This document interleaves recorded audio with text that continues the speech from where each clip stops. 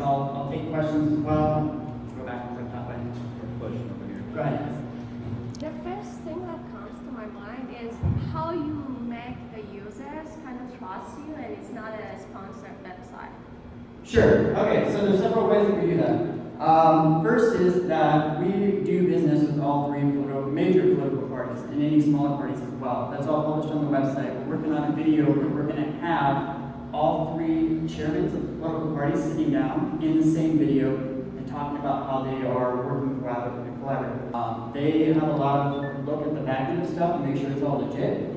And that keeps me focused on what I'm trying to do as well. It's all nonpartisan, and that's one of the major concerns that we get when we interact with voters. They're like, how do I know who you are? How do I know I can trust you? And so we are working with the political parties. There's one in Elkhart right now that I'm actually building polling data for in order to gain legitimacy. But that is my next step as well.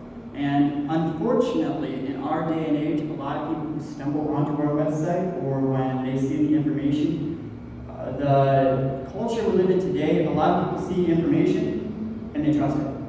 And that's unfortunate, but it also kind of helps what I'm doing as well, because people don't come to my website and say, oh, you're trying to manipulate whatever, such and such. They look at this and they say, this is information I don't have regardless. I can go through this, it doesn't cost me anything, and I can look at it. Once they go through my survey, I got the data I need anyway. So that answers that question, kind of. Anything else? Yeah? Can you look at the candidate information without filling out a survey, or do you have to do it? Nope. No, the whole idea is grabbing the political data. There's no way. Also, for this, a difference between the most websites, my major competitor is nonprofits, and they post stuff that got me and VoteSmart do incredible jobs of tracking voting history, stuff like that. That's not on our website because I'm working directly with candidates who do not want to answer any public question whatsoever. But they want to see this polling data, and the only way I let them is if they run through the survey themselves, answer those questions covertly, and that way I can do the math correctly. And so there's a little bit of a trade-off there as well. What levels of candidates are you working with, and what area? Sure. You said local, Yeah. but local can mean lots of things. Sure, St. Joe and Elkhart County, and all the way down to city and county council. And that goes a little bit more in depth. A lot of your websites like VoteSmart will do anything from state representative above, but they won't go down to your local politics, which is where a lot of the interesting stuff happens. I was in the St. Joe County Council meeting a couple months ago, and they were talking about adding an extra $10 to everybody's paycheck each week in order to add our South Shore line a second train track, so that you can go both ways at the same time to increase traffic. That affects everybody, but nobody knows about it. So published an article on the website to kind of explain what it was, to get that information out there about local politics. The great thing is that if it works in St. Joe and Elkhart County, the system is built to scale. So if I'm grabbing enough data and I'm selling enough that I can move over to other counties, it can just be its own separate system. So, there you go. Yeah, go ahead. It's a brilliant idea, and you explained it really well, because I saw you on the website when I was looking at coming today and didn't understand exactly, so thank you. Yeah. But how do you get word out about what you're doing? I'd say that's Sure. Yeah. So part of the thing with this is kind of it's a geographical problem. Everything's blocked off by precincts of 1,000 voters. So getting word out is good. I can take anybody in the United States and I can show them their compatibility with the president or whoever ran for president of last year. Based on whatever those answers are online, I can look through the survey, whatever. But people that I'm interested in tend to live in like one neighborhood. And so getting word out, I actually go door to door. And so the political party in Elkhart, can't exactly say who, but has sent me into a precinct and I'm literally going door to door and I'm saying, hey voter, May primary is coming up. Do you know anything about who's running for local office? Of course not. And so I give them a pamphlet and I say, here, this is free, it takes about 15 minutes. And in fact, in some cases, the political parties are actually paying me to pay the voter. Because in our day and age, 15 minutes is way too much time for anybody to waste, even if it's in their best interest. So I'm actually incentivizing even more to grab the data out of that area.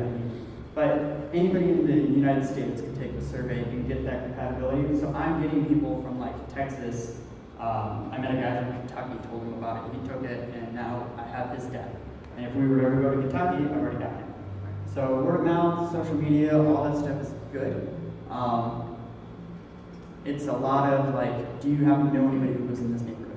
Right. That kind of So door to door is really your most Yeah, effective. door to door, and then also as a political entity, I also have access to the voter file. And for those of you who don't know, when you register with the Bureau of Motor Vehicles or the Department of Motor Vehicles, the phone number that you give them and the address that you locate is what every single political party has on file for you. So I've got somewhere around 200,000 people's names, addresses, and stuff like that. And so I have the ability to call as well. But it's also not soliciting because I'm actually giving them information for free or actually paying them. So that gives me the coverage of that. So I took the short survey last night, Yep. which was, there's really helpful information with the questions that are asked, and they're pretty, We tried to make it well balanced. yeah, well balanced, even-handed, and there's some definitions to kind of help understand what's going on so persons can make the better decision for him or herself. My question for you is that, you know, each of us has to register using an email and a password. Right. And that's how you do the survey, and then you get the information back once you log back in with your password, so forth. We can just verify everything, delete everything that's erroneous or whatever. So there you go. And as for the login, once you take the survey, you're done. Like you can log in at any time in the future, each election, and you can just see who's running. You don't have to take the survey ever again unless you want to update your political views as well. So 15 minutes once and you're good. Political views do change somewhat, but they don't change that much, which is good for me actually. So Do the candidates that pay you for this information, do they learn what people really want? And therefore, because if they know, my dad did this for a living. He's probably the first man internationally that did it. He was never wrong. And when he passed, his words were this: if you know the truth, you know what to do. So if you can actually ask questions and then tell the candidates, and then they actually act. right. Is that what they're trying to do, or is it they just want to win? So unfortunately, that's all up to the candidate. So What's the question? whether or not any candidate who would run for office were to actually listen to the voter and say, this is what the voters may district believe, will I represent their values as such? Yeah. Oh, sorry, okay. Yeah, so, yeah, unfortunately, that's all up to the candidate, whether or not they want to run an honest campaign. There are 87 different things I would love to do with this, and one of them would be to track that. And to be able to say, okay, candidate, you filled out our survey, and if you were to ever lie or whatever, we have a mechanism built where we can drop your compatibility with every voter by 5% or whatever. And we can put a little special badge on your profile on the website that says, this candidate has said something that is not true. And that would give them incentive to, you know, when they go through our data, they're like, oh, look, all this stuff's going to drop because I've broken again. That would be a perfect thing to do. That would be a very time-intensive and difficult thing to manage. But I would love to go there. That'd be great. Yeah, I would love to talk to you. That's the number one question I get from voters. Do you have a voting list so I can see the candidates? Problem is, a lot of candidates haven't run for office yet, so they have no voting history. But I mean, it would be great. It would be great to move there. Any more questions? Go ahead. What kind of data do you track? Is it psychographics? Without seeing the survey, what kind of data do you share with the candidate? Oh, ideological. So political views. So a candidate needs to know in Indiana, we live in a very industrialized area. What do people believe about right to work? So right to work law, which is the ability for, very briefly, for a person to be able to join a union or not. That's the that's the pro right to work stance on it, how they would explain it. That law. So if you're going to be business friendly, right to work law is a very major, hasn't been nationalized yet, so there's a lot of states that are still contending over it. But if you want to know, running a campaign, is it safe for me to talk about right to work based on what my beliefs are? I can tell you your percentage of compatibility for views with voters by precinct. So if you have a precinct that you've always lost for your, you have a precinct that you've always lost for your party, then you would be able to say, well, in this area of South Bend that's always gone for one party, I would be able to see what views I can talk about that would be safe for me, so I can try to unlock that block. But The candidates buying the information from you, is that your sole source of funding?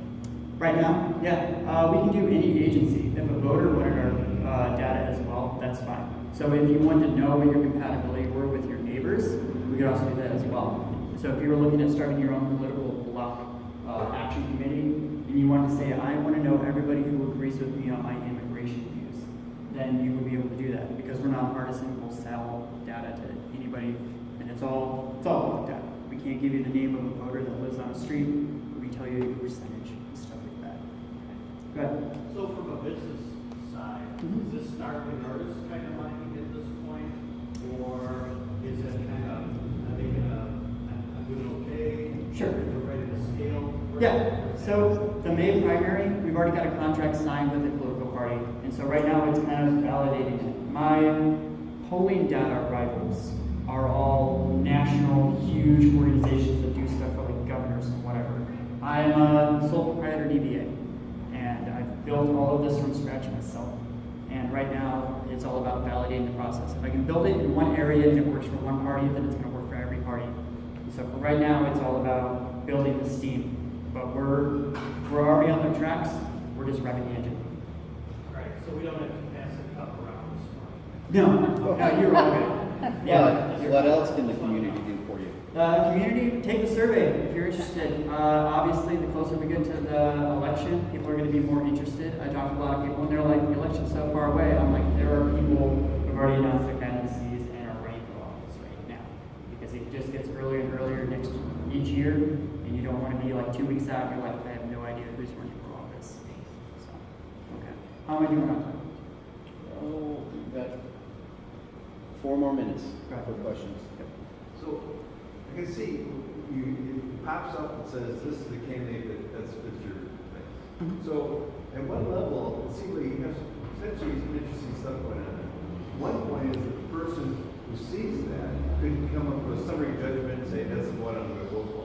But you also could have diagnostics on that for the person who actually goes in and looks at the dimensions and says, how am I doing that? Because that would be the more engaged voter as the one who just wants to have a simple roll of information to vote for. Yes. So are you going to do some of those types of things? Yes, the next project I have is to put a slider on the front end of the page so that after I give somebody their compatibility, say, hey, you're 67% compatible with this candidate, allow the voter to slide it. Because we can't track public media image of what that person, like no matter what your percentage with Donald Trump is, based on what it is, you might have some problems. Like if I say it's 18%, a lot of you are going to be like, it should be a lot lower or a lot higher.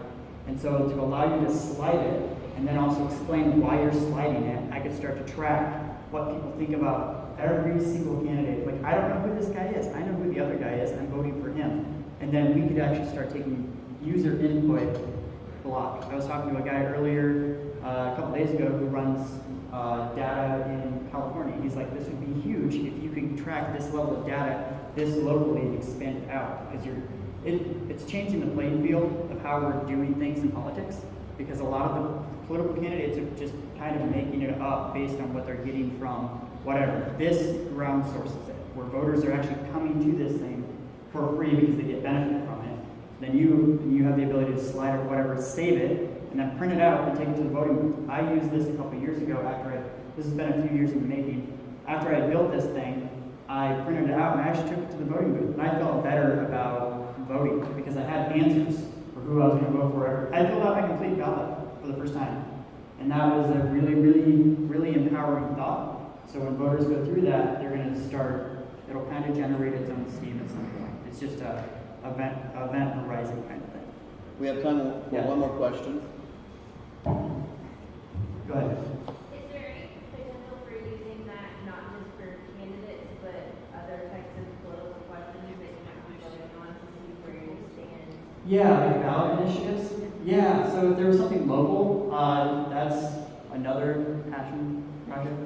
It's on the list. Leaf burning or whatever. Maybe something that's not related to politics at all. You just want to know how people in your neighborhood feel about it. And so, yeah, the only problem is the survey's already 97 questions long. And it takes 15 minutes if you're an educated voter. Most people it takes 45 because they've never thought about what they believe about immigration law or right to work or affirmative action or whatever. So we get voters who sit there through the survey and they actually think about what they believe about a political issue and they make up their own mind at that spot. So I'll have people who stood at the booth at St. Joe County Fair at the booth and they would ask me questions about affirmative action. I would explain it as best as I could in like 10 seconds. And they would be like, oh, okay, based on that, I believe this. And so people are educating themselves as they go through it. So it's kind of neat. Yeah. But there's potential to go much smaller. All right, everyone. Yeah. Seth Lohr.